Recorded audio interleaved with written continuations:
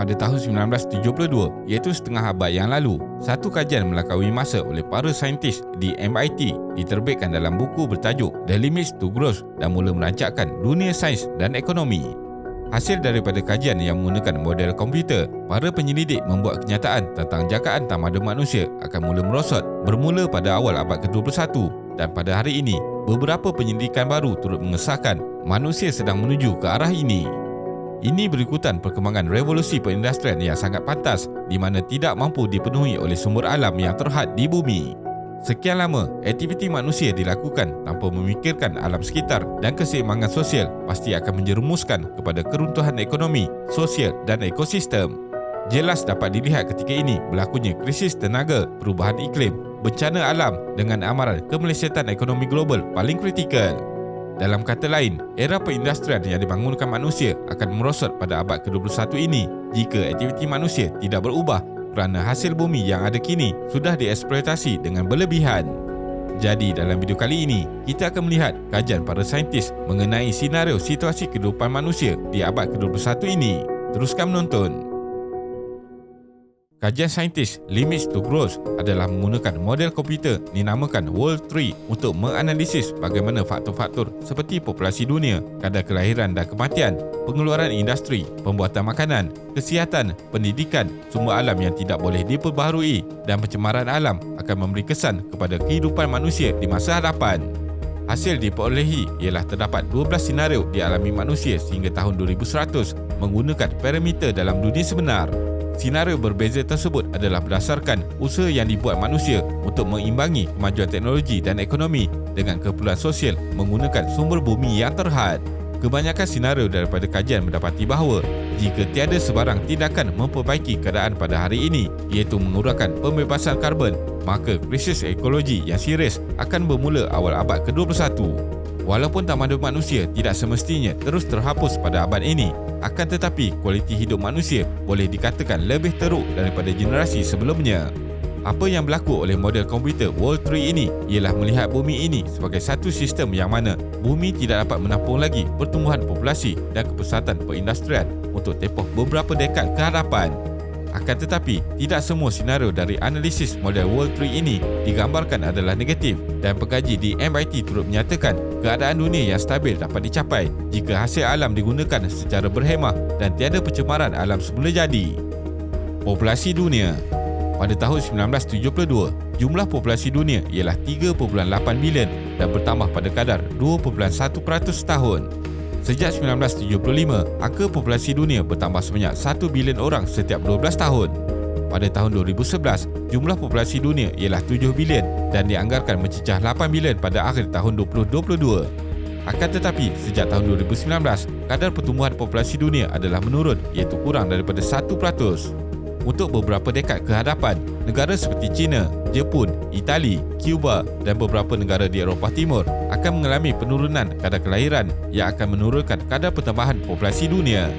Pada tahun 2030, populasi dunia akan mencecah angka 8.5 bilion.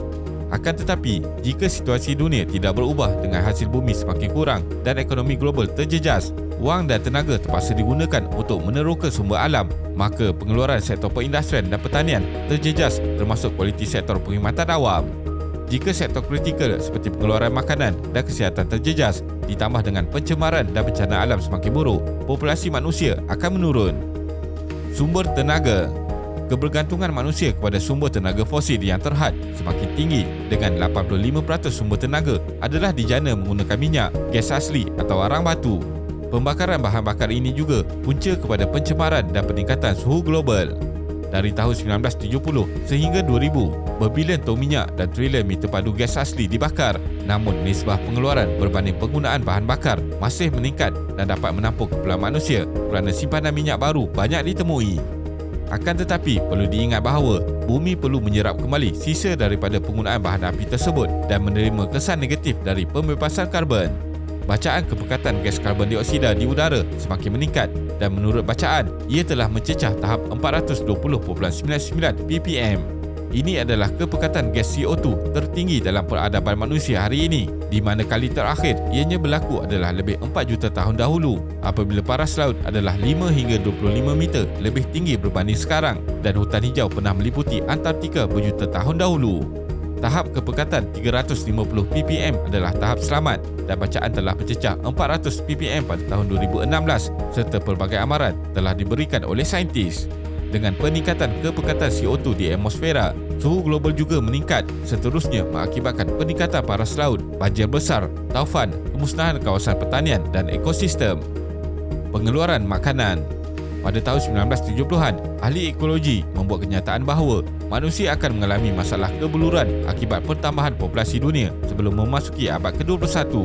Namun, ianya tidak berlaku kerana tanah untuk pertanian semakin bertambah dan teknik moden digunakan membolehkan manusia menambah pengeluaran makanan. Teknologi pertanian adalah sangat ditekankan oleh para saintis, membolehkan manusia menghasilkan biji benih terbaik dan penanaman secara besar-besaran dalam masa yang singkat.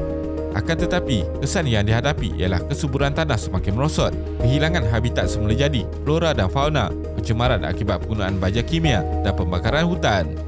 Pada masa ini, dapat dilihat kesan daripada perubahan iklim dan peningkatan suhu mengakibatkan kemarau dan banjir yang merosakkan kawasan pertanian. Contohnya, banjir besar di Pakistan disebabkan pencairan glacier telah mengakibatkan kemusnahan kawasan pertanian seluas 7.7 juta ekar dan 1 juta kematian ternakan sehingga menyebabkan negara tersebut mengalami risiko kekurangan bekalan makanan dan kerugian dianggarkan mencecah 1.34 bilion US dolar. Dari sudut ekonomi pula, dapat dilihat pada tahun lepas, kadar inflasi seluruh dunia meningkat termasuk harga makanan semakin mahal ditambah dengan masalah rangkaian bekalan yang masih terkesan akibat pandemik COVID-19. Krisis kewangan juga berisiko mengakibatkan industri pengeluaran makanan merosot dan ketika ini, harga bahan bakar meningkat mengakibatkan pertambahan kos pengangkutan dan akhirnya harga barangan asas bagi pengguna semakin tinggi. Ini menunjukkan sistem yang diguna pakai sekarang adalah sangat rapuh dan jika salah satu komponen terkesan akan mengakibatkan kesan di peringkat global. Kajian terkini. Buku Limits to Growth ini pernah dikritik sebagai penulisan yang mengelirukan, berlebihan dan tiada asas oleh akhbar The New York Times pada tahun 1972. Sementara akhbar Newsweek pula mengkritik ianya adalah tulisan tidak bertanggungjawab dan mengarut. Untuk tempoh 50 tahun selepas kajian diterbitkan, majoriti penduduk dunia masih tidak menghiraukan bahawa kemungkinan berlakunya keruntuhan tamadun manusia pada pertengahan abad ke-21 ini. Pada tahun 1992, penulis buku Beyond the Limits memberi peringatan bahawa manusia telah menggunakan secara berlebihan hasil bumi dan tindakan perlu diambil segera bagi memulihkan situasi ini. Kemudian pada tahun 2002, penulis buku Limits to Growth The 30 Years Update memberitahu bahawa manusia berada dalam masalah serius disebabkan bumi tidak mampu menampung jejak ekologi yang sangat tinggi oleh manusia. Tulisan terkini diterbitkan pada tahun 2002 di dalam buku Earth for All, A Survival Guide for Humanity menggambarkan bahawa melainkan terdapat tindakan luar biasa diambil untuk membahagikan kekayaan sama rata bagi populasi manusia, situasi kehadapan akan menjadi lebih buruk. Ini bermaksud manusia sedang diambang keruntuhan dengan berlakunya kitaran situasi yang tegang disebabkan oleh perubahan iklim dan bencana alam yang boleh mengakibatkan masyarakat hilang kepercayaan kepada sistem sosial. Ditambah dengan faktor ketidakstabilan politik dan kemerosotan ekonomi, akhirnya akan menjurus kepada masalah lebih besar. Buku ini menyarankan perubahan sosial berdasarkan misi People Not Profit kerana sistem ekonomi dan kewangan sekarang ini adalah tidak adil, iaitu hanya mahu mengejar siapakah yang bakal menjadi trillionaire pertama sedangkan apa yang perlu adalah membentuk masyarakat sama rata dan boleh berfungsi bersama-sama. Hasil bumi adalah untuk kehidupan semua manusia, bukan sekadar memberi keuntungan kepada sesetengah golongan sahaja. Disebabkan ketidakadilan yang sangat menonjol hari ini, pelbagai masalah dapat dilihat dengan kesan buruk diterima oleh mereka yang sedia ada hidup dalam kekurangan. Senario yang bakal dihadapi menjelang 2100. Senario pertama, kehidupan yang sukar. Suhu dunia akan meningkat sebanyak 2.5 darjah Celsius iaitu bertentangan misi yang ditandatangani oleh para pemimpin dunia dalam Paris Agreement bagi menjamin peningkatan suhu global tidak akan meningkat melebihi 2 darjah Celsius disebabkan pelepasan karbon dioksida. Negara-negara miskin akan lebih terkesan dengan situasi ini serta menghadapi kesukaran untuk bertahan dengan impak bencana alam. Senario yang akan dihadapi untuk tempoh sehingga penghujung abad ke-21 ialah sehingga 2 bilion populasi manusia akan terpaksa hidup di kawasan terjejas dalam situasi sangat sukar seperti suhu ekstrim, kemarau, banjir dan kebeluran kerana tidak lagi dapat bercucuk tanam. Menjelang tahun 2050, kualiti kehidupan manusia akan menurun sebanyak 40% berbanding situasi kehidupan pada tahun 2020. Negara-negara maju turut terjejas dengan ekonomi yang tidak dapat lagi berkembang dan situasi kemiskinan global hanya dapat dipulihkan sekitar tahun 2100. Menurut model kajian yang dilakukan, populasi manusia hanya dapat mencecah sekitar 9 bilion menjelang 2050. Krisis kemanusiaan global dan serantau ini adalah bukan disebabkan oleh satu faktor sahaja seperti sumber makanan yang terjejas, akan tetapi ianya adalah masalah yang berlaku secara berperingkat disebabkan perubahan iklim, ketegangan sosial, kerajaan yang tidak berfungsi dengan efisien serta keruntuhan pelbagai sistem. Senario kedua, situasi semakin pulih. Bagi senario lebih positif di masa hadapan, peningkatan suhu global perlu distabilkan di bawah 2 darjah Celsius. Jumlah populasi manusia boleh mencapai angka 9 hingga 13.2 bilion menjelang 2100. Penggunaan barangan yang tidak berlebihan bagi setiap individu dan kemiskinan tegar dihapuskan menjelang 2050. Dengan situasi ini, maka ketegangan sosial dapat dikawal dan kualiti hidup masyarakat semakin baik tanpa jurang pendapatan yang besar. Oleh itu, sistem kewangan antarabangsa perlu diperbaiki untuk mengeluarkan 3 hingga 4 bilion manusia dari kemiskinan. Jurang kekayaan perlu dikurangkan dengan golongan 10% paling kaya di setiap negara tidak boleh mengambil lebih daripada 40% hasil pendapatan negara. Golongan 10% paling kaya di dunia ketiga ini memiliki 50% daripada keseluruhan sumber pendapatan global.